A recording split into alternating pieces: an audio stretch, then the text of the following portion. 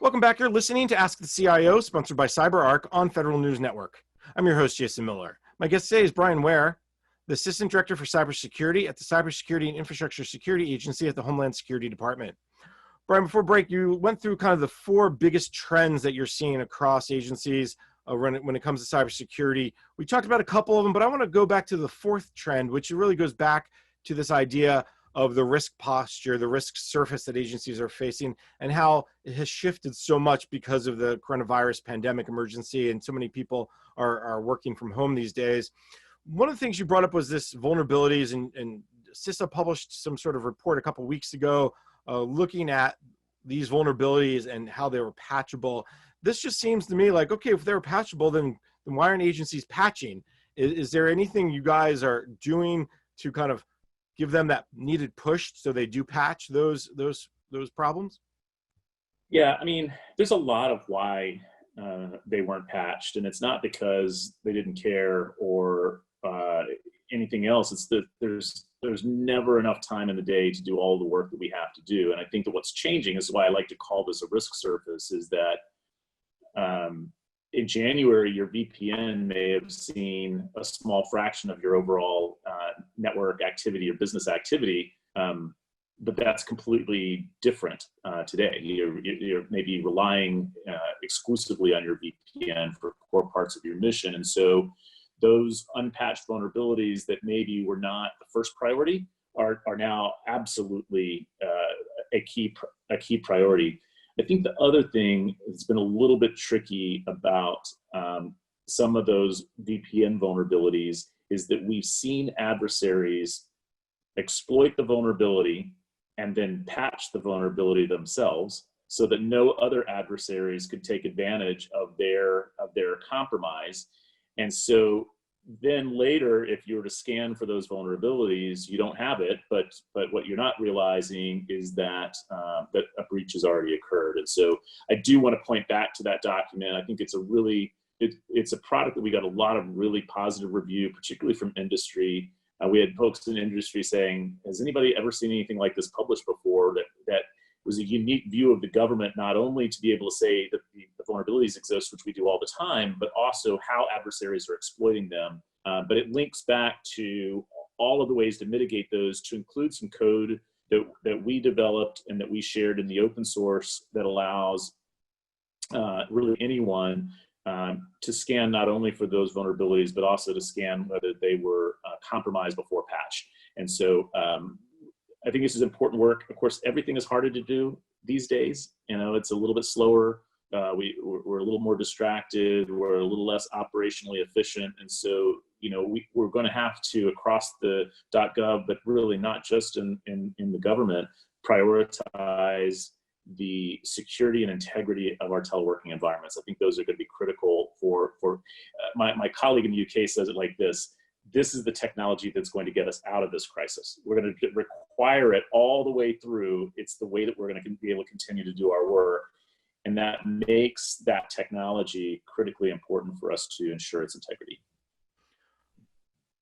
As you socialize this product, as you talk to agencies and others in industry about it, is there anything more that DHS can do? I mean, you know, one thing that comes to mind, obviously, is some sort of binding operational directive or some sort of guidance or policy from OMB that you guys would help with to really get agencies to move more quickly to patch, you know, maybe not every one of these vulnerabilities, but the 5 that are most critical, the 3 that are most prevalent across the government. Is there anything you guys are doing to, whether A, tell agencies to do it now, or B, just to socialize the report more broadly?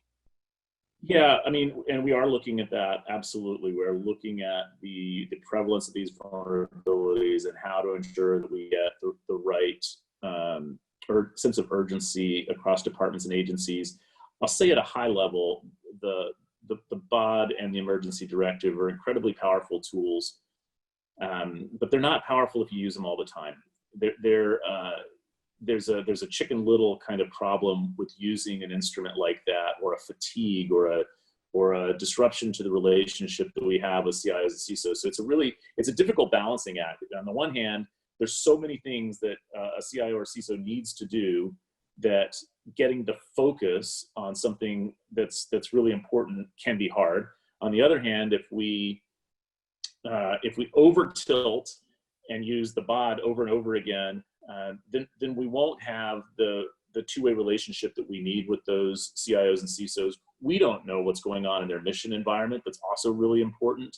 And so balancing kind of security and mission, balancing informing, educating, and dialogue with this stronger requirement-driven approach is a little bit of art and a little bit of science. I was fortunate to start at CISA my first week or so. We did the emergency directive on the Microsoft's cryptographic vulnerability, and I saw how powerful it was. I also saw how expensive it is, how expensive in resources it is across the whole of the U.S. government. And so, we want to use the tools that we have, but we want to use them judiciously.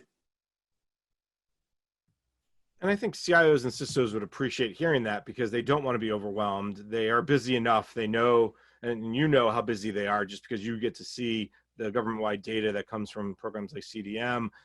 At the same time, I mean, I think as you've said, these vulnerabilities are well known. There's patches that are available, and it's not like, oh, we have this new 0-day threat, go fix it. It's I think something I want to say was that came up more than a decade ago is, the 20 cyber hygiene things that agencies can do today, or any organization can do today, that would make them get them 80% better. And it always kind of amazed me that why wasn't that focused on or to a broader extent. And again, it's hard from an outsider's perspective. Maybe they were, but as you said, there's so many things are trying to be balanced, which actually is a great segue to the CDM discussion, because I think one of the big benefits that I've seen from CDM, what I've heard from CDM, is it's given agencies that access, that visibility into their network, so they can see, oh, this is a problem today, fix it, versus, okay, this is a problem, but we have some leeway with it, and we can address them from a prioritization perspective. Give us a quick update on CDM, and then let's broaden the discussion around how CDM is improving the threat environment.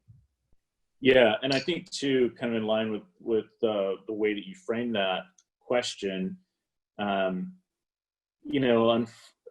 sometimes the CISO is seen as a cost center, not as a mission enabler. And in any business or government agency, the competition, funding, and resources is going to be challenging. And a lot of that is going to go to performing the mission of that agency, not necessarily just securing it. And so CDM just really allows us to have that additional set of resources to do things that they want to do anyway. They just didn't have the resources to do. And so I feel like it's one of the really, it's one of the parts of our broad array of kind of tools and capabilities that can have just tremendous impact. I'm really pleased with the CDM program. I think we've made some really significant headway. When we did the emergency directive that I was mentioning before, the Microsoft Emergency Directive 2002, it's remarkable that, just over 95% of 2.5 million Windows endpoints were patched within 10 days. And actually, a significant number of them were patched much sooner than that. That is because of all of the things working together the way that they're supposed to. The constant dialogue with CIOs and CISOs, where we have built that trust, where we're able to signal to them the things that are important.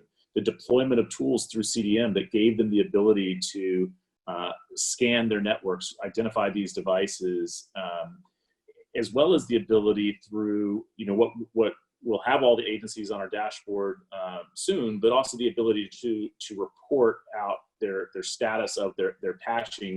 The pieces have taken a long time to fit together, but the results we're seeing in very concrete ways. We couldn't have done a 10-day turnaround on a simpler vulnerability even a year ago, I don't think. And so the ability to do that, and by the way, we did that while at the same time, all those departments and agencies, I think it was really at the same week, had to be off of Windows 7, have migrated away from all their old legacy Windows 7 devices.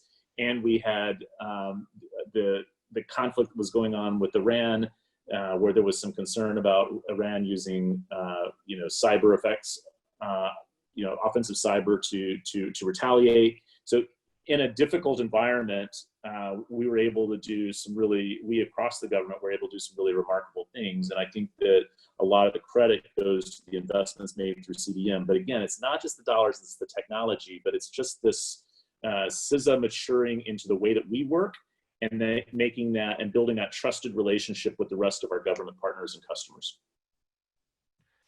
That's an excellent example of the power of CDM, the power of CISO working with those CIOs and CISOs to patch 95% of 2.5 million machines or endpoints, I guess, in 10 days.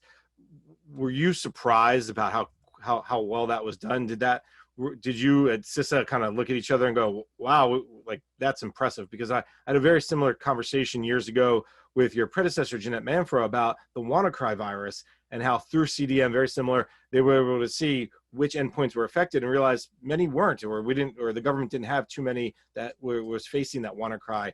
It's the same kind of building on those successes. Yeah, I mean, I think we were stressed out about it, and we were wringing our hands over it, and it was a lot of work, and not just for us. I mean, for the small amount of work that we have to do, there's an even larger amount of work that every department and agency has to do to get those patches deployed, and then of course to work through the issues. But yeah, I think it was one of the few times where we're pleasantly surprised. and we started the year with one. It didn't come easy, but it was a pleasant surprise. All right. It's always nice to have those surprises, especially around cybersecurity, because usually the surprises are not as pleasant. Indeed. A quick break. We can then come back and continue our conversation. I'm Jason Miller, and you're listening to Ask the CIO, sponsored by CyberArk on Federal News Network.